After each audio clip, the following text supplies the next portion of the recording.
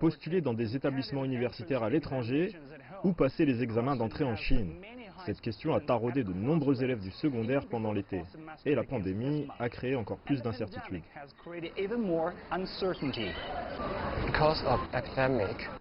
À cause de l'épidémie, étudier à l'étranger est devenu compliqué. J'ai un ami qui a étudié en Espagne et qui est revenu pour préparer les examens d'entrée ici. Dans certains pays, l'environnement politique n'est pas très favorable aux étudiants chinois, en particulier aux États-Unis.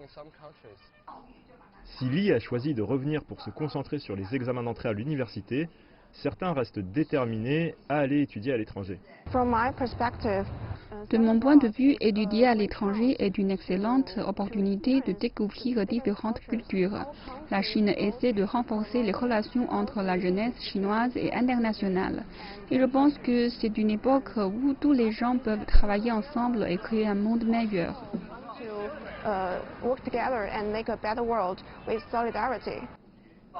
Mais à Wuhan, l'épicentre de l'épidémie en Chine, les choses n'ont pas été faciles pour ceux qui voulaient s'inscrire à l'université de la ville. Avec le confinement, les cours n'ont pas repris avant juillet. Puis sont venues les inondations et la canicule. Les étudiants sont donc restés chez eux pour des cours en ligne.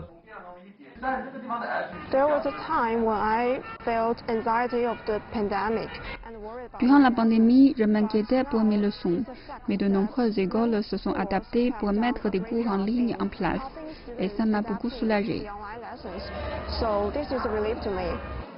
Les enseignants expliquent que l'isolement et les changements apportés à l'examen ont placé de nombreux étudiants sous une pression extrême.